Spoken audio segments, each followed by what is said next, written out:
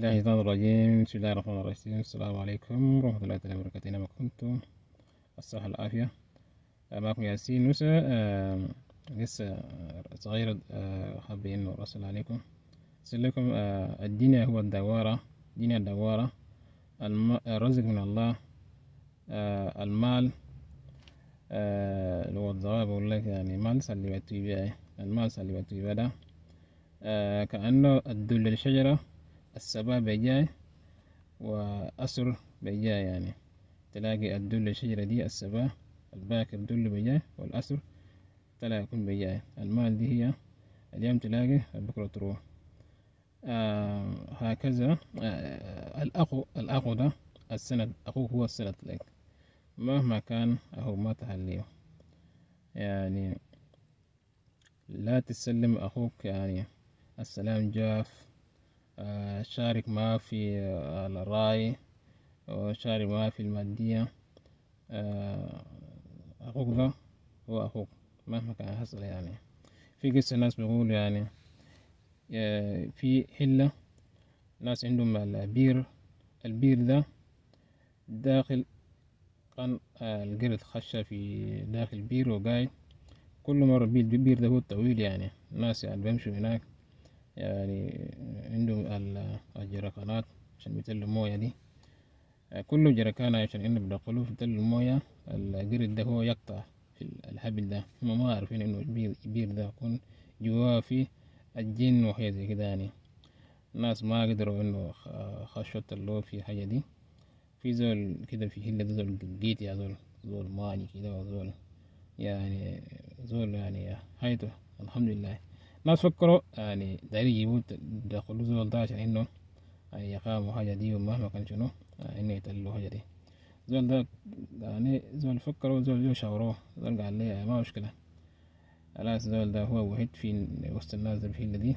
قال له أمشي جيبوه في أخوي ده من مكان بعيد تاني. مشي جابوا أخوه يعني مع الناس ديل في البير ده. زول ده دخلوه في جوا البير. خلاص زول ده وقت حاجة هو لقى شغل القرد. الناس كانوا هم ما عارفين الجو ده شنو. خلاص القرد ده دخلوه في الهبل وطلع. ناس جروه كده وقت اللي جابوه قرب في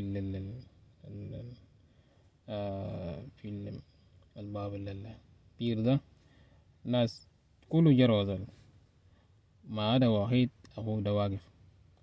ناس ده شغل ده شروع، ناس كله جرى. زول واقف معاه هلا، زول داخل بير، ناس خلوه جرى. أخوه واحد واقف معاه عشان ده أخوه.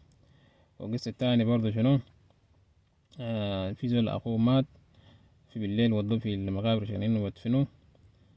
في مجنون قاعد في مقابر ده عنده ملابس بتاع في مقابر كده في مع الخور كده. وبالليل يعني يمشي عشان وطا بريتو عشان إنه يمشي شنو ينوم هناك.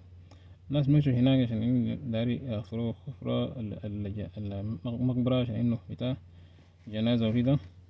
خلاص زول طلع هناك لا ملابس بتاع ناس كله جيروا هذا. خلاص ما عدا مع أخوه والمرحوم اللي عندهم دل. كان أخوه واحد مات وأخوه واحد معه زول. هما كان نفرين. زول واقف ده ما أخوه بس، يعني أخوه مرحوم دل بس ما واقف. يعني الناس دل كله جروا زول. كنا تعالوا زول ده هو مجنون وما حاجة تاني يعني وكده. يعني إنه الأخو ده مهما كان الأخو يعني. بعدين في ناس يعني ربنا يرزقهم في الأولاد، في ناس ما عنده أولاد. انت اللي ما عندك اولاد برضو يعني اهتم عن اولاد اخوانك اخواتك.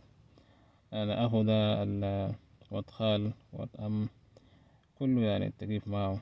يعني ربنا ده الرزق للاطفال ده ربنا رزقنا انه يديك الطفل ده. الطفل ده ما ببنية بس ربنا هو يعرف. في ناس ما عنده اطفال لكن يعني الطفل ده لو كان قوة ولا لو بنية بتاع دي عمر بشير كان عنده عيال. نميري كان عنده عيال. لكن ربنا يعرف انه اذا الطفل ده ممكن اداك ممكن يكون يعني هنا أو بحاجة تاني أو ربنا يرزقك بحاجة تاني. وربنا هو يعرف. يعني في ناس ما عنده أولاد لكن يعني إنه يعني في أولاد أخوانه في أولاد أخواته بربيه. يعني يكون إنسان خنول كله أطفال بيريدوه. يعني في زول عنده أطفال لكن يعني ما عنده حب محبة لأنه يا أطفال يا أبوه كده. يعني إنه أنت في الأسرة لا تشوف إنه قروش ده قروش لا شيء، يعني قروش لا شيء. يعني تحترم أخوك مهما كان، يعني ما تخلي أخوك. دمتم بصحة العافية أينما كنتم. السلام عليكم.